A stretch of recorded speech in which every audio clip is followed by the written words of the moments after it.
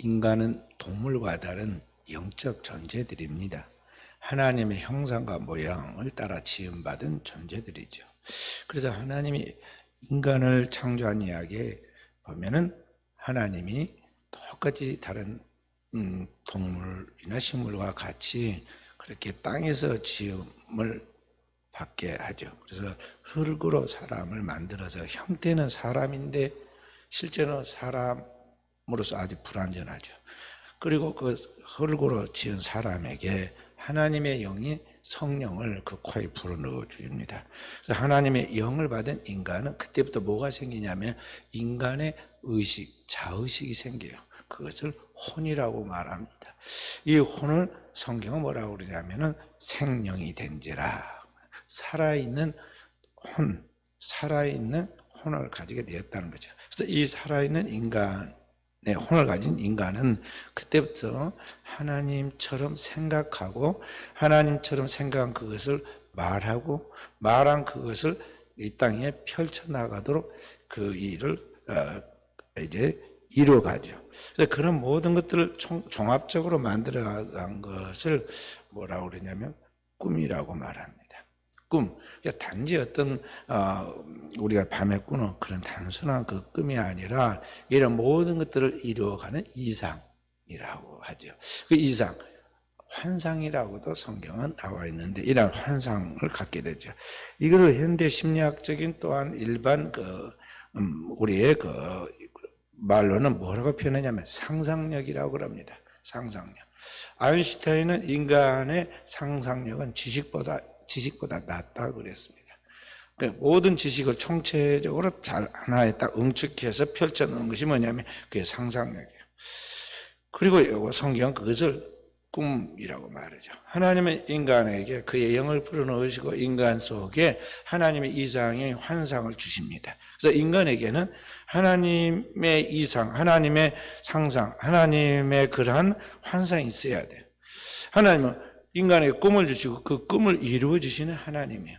그래서 오늘 우리에게 나에게 꿈이 있는가 중요하죠. 그리고 이 꿈을 가지고 사회를 이끌어가는 지도자가 돼야 돼요. 꿈이 없이 이 사회를 이끌고 나간다면 그 사람 아무도 따르지 않고 그 사람과 뭉쳐봐야 결국에는 끼리끼리 놀다 끝마쳐버리는 사람이 될 수가 있어요. 그러니까 분명한 이상을 가지고 나간 사람은 그 당대에는 표시가 안 나고 그 당대에는 사람들에게 인정을 못 받을 수 있지만 그러나 지나고 나면은 그것이 확실하게 위대한 것이었음을 깨닫고 많은 사람들이 그를 따르고 추종하는 사람들이 생기게 되는 것이죠. 지금부터 4,000년 이제 4,000년도 더 고대에 하나님께서 인류를 이제 창조하셨을 때 그때 이제 아담의 후손들이 점점 세상을 쫓아서 살다가 이제 육체적으로 타락하게 되고 결국에는 이 땅에 죄악으로 말미암아 더 이상 그대로 놔둬서는 안 되겠다 싶을 때 하나님이 세상을 심판하시죠. 그게 첫 번째 인류의 심판이 노아의 홍수입니다. 그래서 노아의 홍수를 통해서 모든 인류를 쓸어버리고 노아의 후손 세 아들 셈과 함과 야벳을 통해 새로운 인류를 이 땅에 새롭게 하나님이 그의 꿈을 펼쳐 나가실 때 그 세 자손 중에서도 가장 바르게 주님을 따른 사람이 그 첫 번째 아들은 셈입니다. 그래서 셈의 후손을 주목해 봤죠. 근데 그 셈의 후손 중에 가장 똑바른 씨 하나를 발견했는데 그게 누구냐면 지금부터 4,000년 전에 아브라함입니다. 셈의 후손이 아브라함을 주님께서 살펴보시고 그를 선택해서 그에게 하나님의 꿈을 심어줍니다. 아브라함이 하나님을 인격적으로 만난 때가 75살입니다. 75살에 하나님 만난 아브라함이 그때까지 아직 결혼을 하긴 했는데 자녀가 없습니다. 자손이 없는 그에게 하나님이 꿈을 심어주기를 뭐라고 말씀하셨느냐, 내 씨가 천하 만민들 가운데 복을 받는 복의 근원이 될 것이고 그 다음에 너의 후손이 하늘의 저 찬란한 별들처럼 그리고 바닷가에 그 저 많은 헤아릴 수 없는 모래알처럼 많은 후손이 네 허리에서 나올 것이다. 너는 열국의 아비가 될 것이다. 이름도 고쳐라 그러고 이름도 고쳐줍니다. 아브라함이라는 이름에서 아브라함, 열국의 아비라는 이름으로 개명시켜주죠. 그리고 이 아브라함을 통해서 하나님의 이제 그 꿈을 실현시켜 나가는데, 실제로 아브라함의 175년의 생애 중에 그가 낳은 진짜 자녀, 그러니까 그의 본 부인에게서 난 자녀는 한 명뿐이에요. 누굽니까? 이삭입니다. 그럼 하나님의 말씀 어떻게 되었습니까? 하늘의 별처럼 해변의 모래알처럼 내 후손이 이와 같으리라 하신 하나님의 말씀이 어떻게 되었냐는 거죠. 그 말씀 아브라함은 거짓없이 진실을 믿었고, 믿은 그것을 하나님은 의로 여기셨다고 그랬어요. 근데 그 꿈이 어떻게 되었으면 그 하나님의 그 말씀하신 것이 어떻게 되었냐는 거죠. 근데 나중에 그 꿈을 하나님이 하나하나 이루어가는데, 아브라함의 증손자인 요셉이 이제 그 꿈을 실현시켜가는 그런 이제 시작이 됩니다. 아브라함이 이삭을 낳고, 이삭이 야곱을 낳고, 야곱이 12아들 낳았는데 12아들 중에 11번째 아들인 요셉이 형들의 시기 질투를 받아가지고 저 애굽으로 팔려가죠. 근데 요셉이 왜 팔려갔느냐? 성경 보면 그러한 이야기 나옵니다. 요셉이 잠만 자면은 깨어가지고 꿈 이야기를 하는데 꿈이 범상치 않은 꿈입니다. 곡식단이 있는데 자기 형들의 곡식단 11개가 자기한테 일어나서 자기 곡식단에 절을 하더라. 또 자고 일어나더니 꿈을 이야기하는데 하늘의 해와 달과 11별들이 다 자기한테 절을 하더라 하고 이야기를 했어요. 그런데 이 어린아이가 괜히 꿈을 깼겠습니까? 다 말에 씨가 되고 말이죠. 들었던 것이 그게 꿈으로 나오는 거예요. 그동안에 부모들을 통해서, 그러니까 야곱을 통해서 그동안에 계속해서 믿음에서 아브라함의 이야기, 이삭 이야기, 그리고 자기의 이야기인 야곱 자신의 생애를 통해서 하나님이 약속한 그 꿈이 있잖아요. 하늘의 별처럼 해변의 모래알처럼 많은 후손들이 나오고 민족을 이루고 여러 거기서 태어난다고 말하고, 그 이스라엘 나라가, 그 나라가 세계 천하 만민에 우뚝 서서 천하 만민을 구원한 제사장 나라가 될 것이는 하나님의 그 약속의 말씀들은 분명히 매일 아침 새벽에 예배 드릴 때마다, 가족 예배를 드릴 때마다 분명히 그 이야기를 말씀했을 것이다 이 말이죠. 그런데 다른 자녀들은 한 귀로 듣고 한 귀로 흘릴 때 이 11번째 아들인 이 제일 늦게는 요셉은 그 말을 마음속에 깊이 생각한 거예요. 그 꿈이 현실이 되어서 그의 의식 속에, 더 나아가서 잠재된 무의식 속에까지 침투해가지고 꿈에 보인 거예요. 자신을 통해서 하나님이 이 가정을 구원하고, 자신을 통해서 민족을 구원하고, 세계를 구원하고, 구원할 꿈에 대한 것이 영롱하게 꿈에 나타났는데 하나님이 주신 꿈이었어요. 그러니까 그 꿈을 얼마나 생생하든지 잊어버리지 않고, 얼마나 자기 마음을 설레게 꿈속이지만 했던지 못 참고 가족들이 모인 자리에서 그 이야기를 했단 말이죠. 성경에 보면은 그 아버지가 형들 입장을 생각해서 엄하게 말이죠. 뭐라 꾸짖는 채 했지만 마음에 그 생각에 가만히 담고 생각했다고 그랬어요. 근데 요셉의 꿈이 어떻게 됩니까? 훗날 요셉이 애굽의 총리가 되고, 애굽의 총리되어서 애굽과 이스라엘 민족을 구원하게 되고, 그 이스라엘 민족, 구원한 이스라엘 민족들이 이제 장차 세상을 구원하는 그 믿음의 이 새로운 세계를 열어가는, 하나님 나라를 열어가는 새 인류의 조상인 예수 그리스도의 그런 예표가 되잖아요. 그래서 예수 그리스도를 통해서 가나안의 실제적인 실제가 뭐냐면 하나님의 나라잖아요. 이스라엘 백성이 들어간 가나안은 장차 하나님께서 우리에게 주신 하나님의 나라의 상징이거든요. 그 하나님의 나라를 가져오는 예수 그리스도를 통해서 이 온 천하 만민이 구원을 받고 그 영원한 하나님 나라에 들어가는 역사를 이룹니다. 그 꿈은 이루어지는 거예요. 바로 그 꿈을 우리에게 현실적으로 가져다 주는 예수 그리스도가 그 꿈을 이루어주기 위하여 2000년 전에 참 하나님이면서 참 인간이 되어 이 땅에 오시죠. 성육신 하신, 인카네이션 하신 예수 그리스도께서 동정녀 마리아의 몸을 통해서 이 땅에 태어나시고, 하나님과 인간의 가로막혀 있는 그 문제인 죄의 문제를 십자가에서 영원한 속죄로 장벽을 허물어 버립니다. 그렇게 해서 죄 사함을 받은 우리가 이제 단번에 하나님의 나라의 성소인 하나님 나라에 들어가게 되었는데, 그 하나님 나라에 들어가서 하나님의 영광을 위하여 살아갈 하나님의 자녀가 되었다는 분명한 그런 꿈을 회복시켜줘요. 그래서 사도행전 2장 17장에 보면은 구원받고 죄사함 받고 새로 하나님의 피조물이 된 하나님의 자녀 된 백성들에게 동시적인 하나님의 꿈이 거기에 나타나죠. 거기 뭐라고 말씀하고 있습니까? 하나님이 말씀하시기를 말세 내가 내 영을 모든 육체에 부어주리니 너희 자녀들은 예언할 것이요 너희의 젊은이들은 환상 비전을 보고 너희 늙은이들은 꿈을 꾸리라. 환상 꿈 똑같은 것인데요. 그 내용은 똑같은 것인데 용어가 다르죠.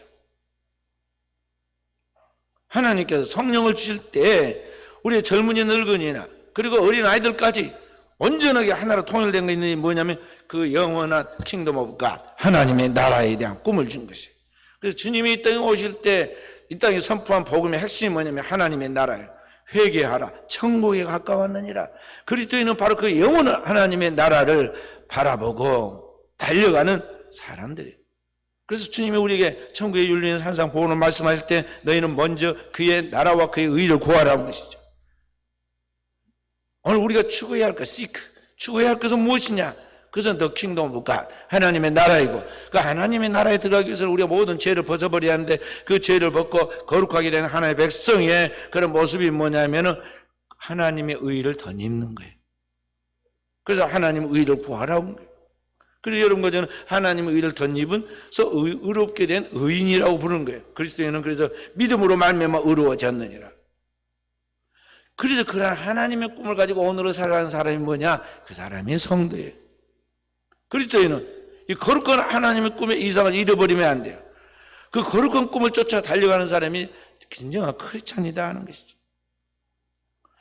그래서 오늘 우리가 그러한 하나님의 꿈을 가지고 살아가는 사람으로서 어떻게 그 꿈을 이루어갈 것인가?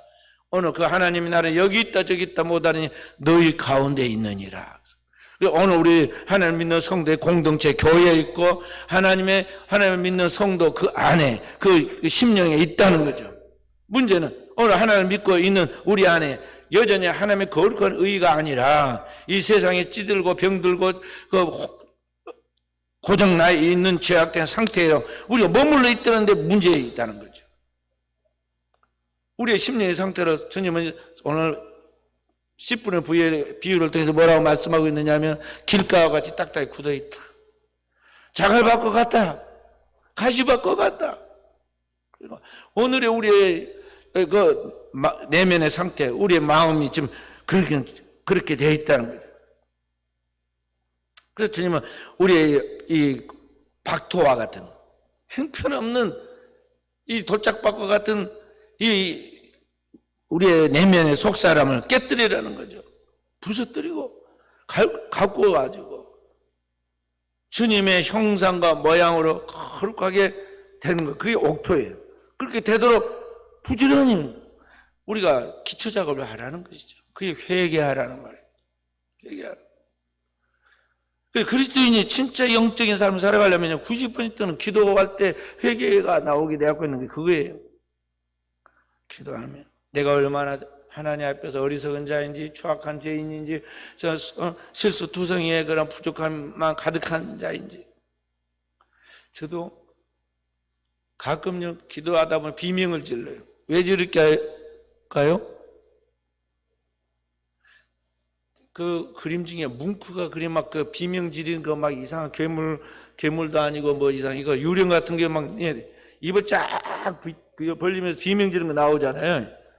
꼭 내 모습이 그 모습 같아. 내가 왜 그렇게 어리석은 사람이었을까? 왜 그렇게 미련한 짓을 했을까? 왜 내가 그렇게 잘못 살았을까? 하나님 앞에서 너무 나 모습이 정말 부끄럽단 말이죠. 그래서 나도 모르게 비명이 막 나와.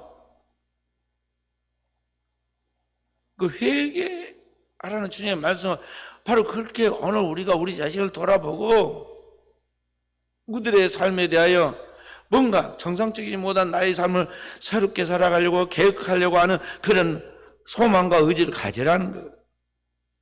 그것이 오늘 주님 말씀은 자갈밭을 팔아 가시와 엉겅퀴를 뽑아내라. 근데 그게 다 해석이 나와 있어. 가시와 엉겅퀴가 뭐냐? 이 세상에 있는 것들을 사랑하고 집착과 애착을 가지고 살아온 것들, 육체의 정욕과 안목의 정욕과 이생의 자랑을 쫓아 살아왔던 것들, 그렇게 살다가 넘어져 가지고 막 돌멩이에 눌리듯이 짓눌려 살아가고 있는 우리의 모습, 그렇게 살면서도 자기가 잘 사는 줄 알고 안심하고 태연하게 살아가면서 무디어져 있는 우리의 심령, 그런 것들이 길가와 같고 자갈밭과 같고 가시 엉겅퀴 밭과 같다는 거죠. 그런 것들을 하나님 앞에서 오늘 우리가 개혁하고 그런 것들을 회개하면서 우리의 삶 속에 생활에 잘못된 습관 하나하나 고쳐 나간다는 거죠. 여러분, 자기의 생활 습관을 고치기가 참 어려워요.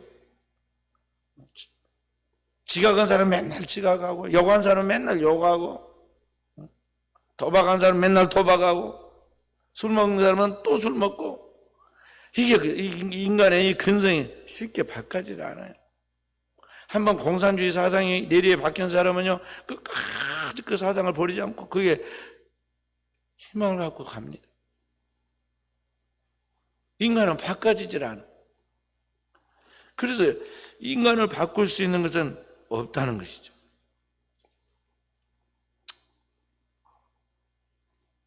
그러니까 지금으로부터 500년 전에 우리 개혁교회가 나왔는데, 리폼드 처치, 개혁교회가 나왔는데, 사실은 종교개혁 마틴 루터가 위대한, 역사의 위대한 인물이 되었잖아요. 그런데 그게 보통 하나님의 은총을 입지 않으면 어려운 일이었어요. 그분의 생애와 사상, 그분의 활동하는 것들을 종교개혁사에서 읽어보면요, 제가 가지고 있는 종교개혁사에 대한 책이 이 정도 두꺼운데, 그런 책에 보면은 한 10분의 1이나 요약돼 나왔을 거예요. 그래도 엄청나게 많은 일들을, 역사를, 물줄을 바꿨습니다. 성경을 조그만 그때 당시의 성경, 라틴어로 된, 녹색으로 되어 있는 조그만 이 성경을 그가 선물로 받게 됩니다. 어거스틴 수도원이라는 그 수도원에 가서 있는 동안에 선물을 받게 돼요. 그래서 그 라틴어 성경이, 이 신앙성경만 나와 있는 걸 쭉 읽어보니까 완전 지금까지 신앙생활에 나가는 교회의 여러 가지 제도들, 그러니까 교회가 태어나면서부터, 요람에서부터 임종하는 그때까지 7 성례가 있는데, 그 성례를 집례하면서 주일마다 또 성찬 예식을 행하면서 그 신앙생활을 해왔던 그들의 신앙생활이 완전히 엉터리였다는 것을 알게 되었어요. 그래서 고민을 많이 합니다. 그 당시에 교회는 뭐라 가르쳤느냐면, 인간이 도덕과 선행을 통해서 하나님의 구원에 이를 수 있다고 생각했고, 그렇게 하는 가운데 특히 자기보다 이렇게 이제 더 믿음으로 경건하게 사는 사람들이 있는데, 그러한 사람들의 선한 공덕들이 자기한테 전가되면은 이게 자기 자신도 더 성화되어 가지고 더 나아갈 수 있다고 생각했고, 그 성자 중에 성자가 누구냐? 하나님의 아들 예수 그리스도 이 땅에 태어난 그 성모 마리아는 하나님의 어머니다. 그러니까 그에게는 얼마나 공덕이 많이 나타나겠느냐? 그래서 예수님한테 기도해도 안 된 것은 마리아의 이름으로 기도하면 들어줄 것이다. 인간적인 생각을 통해서 이렇게 믿고, 그래서 그 당대 사람들의 그 신앙과 삶이 그러한 공덕 축설에 입각하여서 신앙생활을 했거든요. 근데 성경과는 다른 이야기들이에요. 그리고 그렇게 살아온 삶의 다양한 것들이 성경과는 너무 다른 거예요. 그래서 첫째는 처음에 자기 혼자 고민을 많이 합니다. 종교학자 마르틴 루터가. 그래서 수도원에서 기도하고 또 기도하고 거룩하게 살아보려고 몸부림을 쳤는데, 기도하고 산에 수도원에서 내려가기만 하면 똑같이 또 넘어지고 죄를 짓고만 하는 자신을 바라보면서 절망하게 돼요. 그리고 큰 꿈을 가지고 로마로 성지순례를 떠납니다. 그래서 성지순례 가서 로마 교황이 계신 곳에 가서 성지순례 하면은 자기가 완전히 변하여 예수님처럼 될 줄 알고 갔는데 변하지 않아요. 그래서 그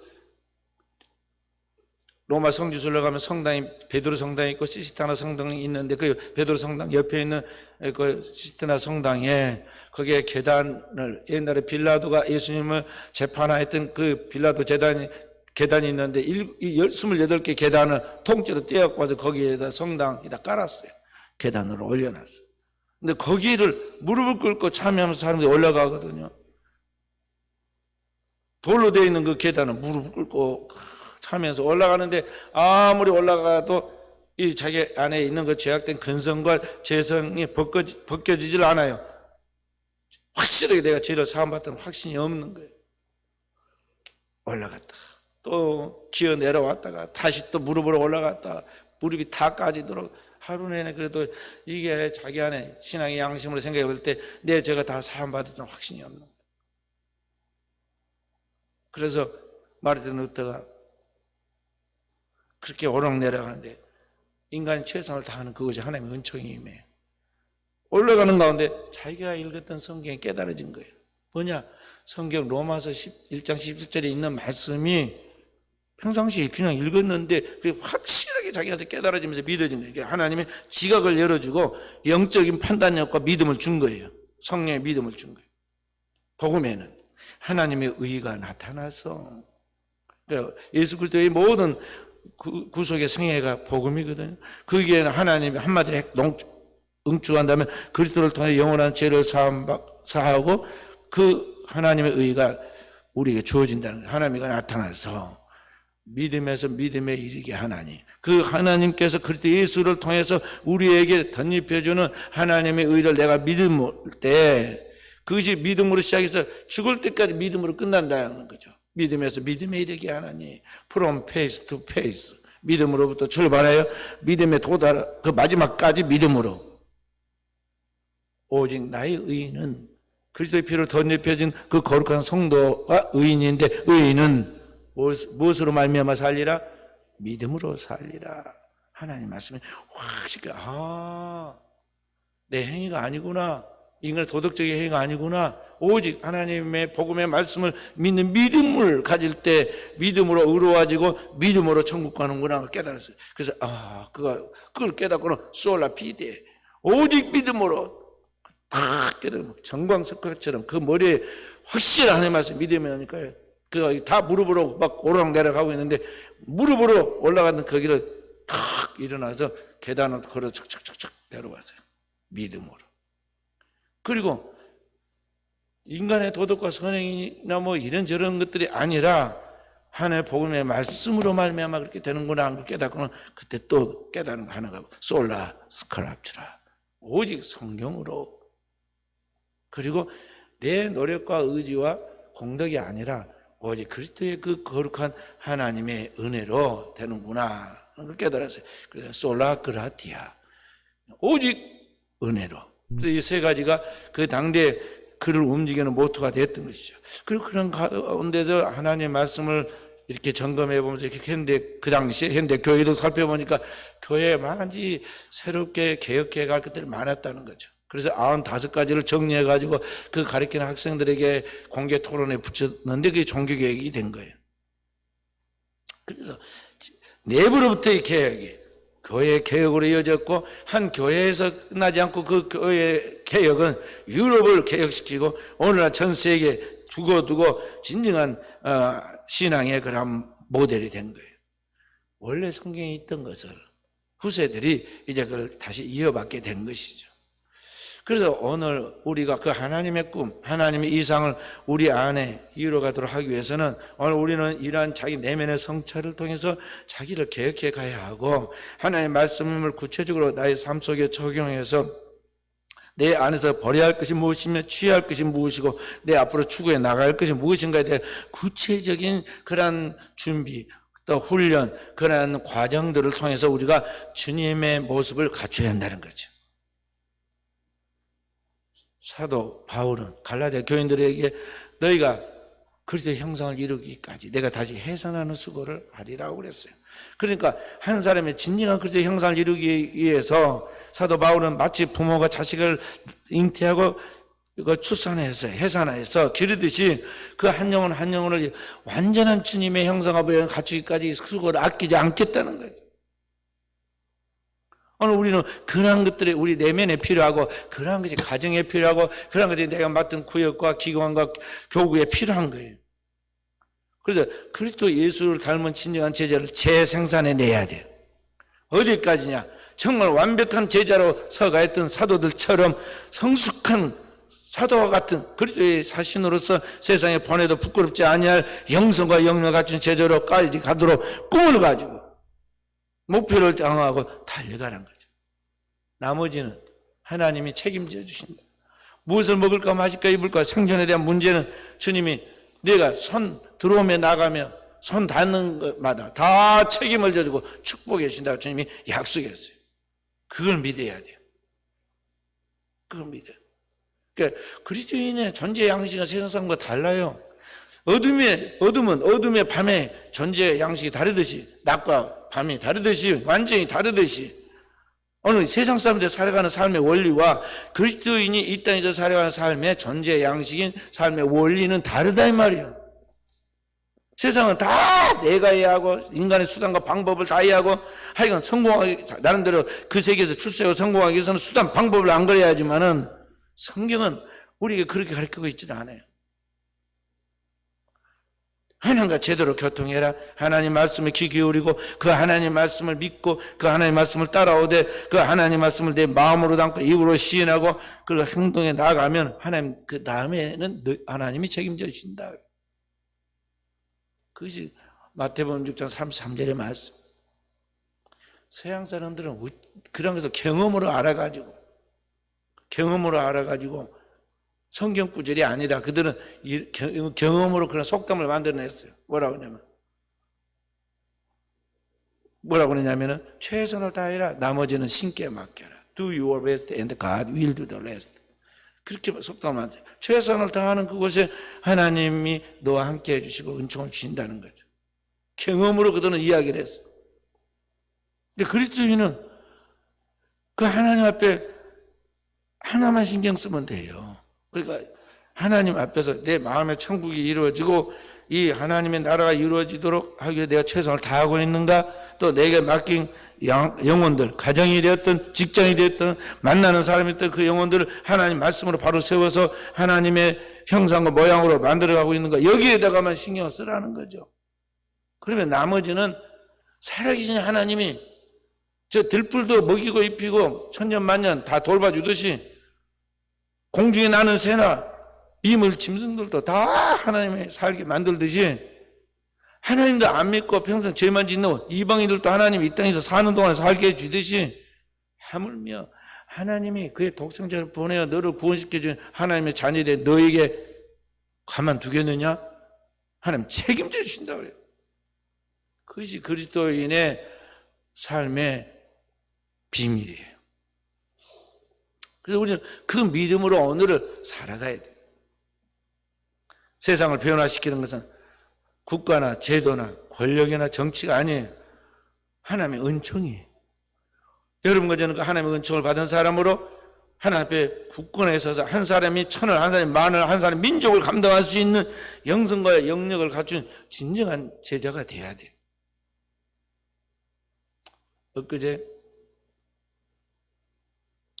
우크라이나와 싸우고 있는 푸틴이 탄약과 무기가 부족하니까 세계에서 가장 무기를 많이 만들어 놓은 나라 중에 하나가 북한이라.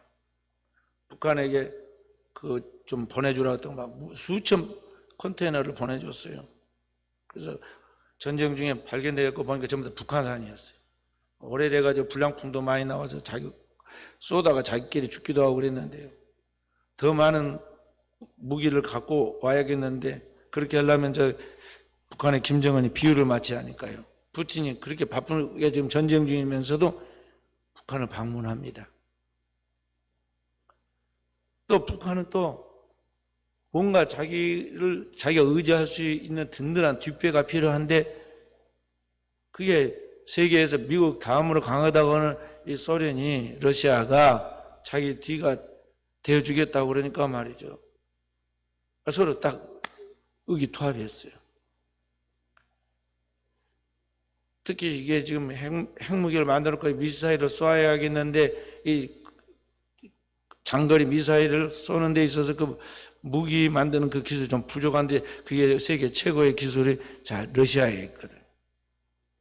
그 도움도 받아야겠고. 그래서 서로 이제 왔다 갔다 합니다.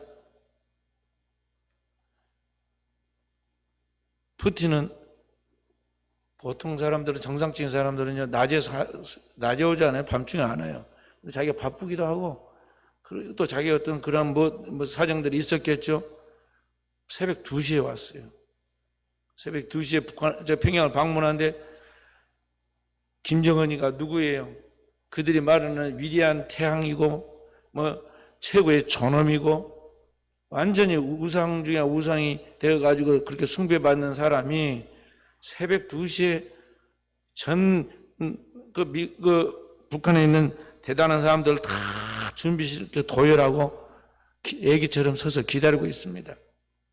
그러니까 도착한 푸틴에게 최고의 애우를 다해가지고 서비스를 하고,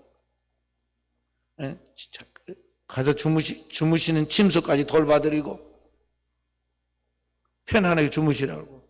그 다음날 낮에는 또 12시에 환영 행사한다고 말이에요.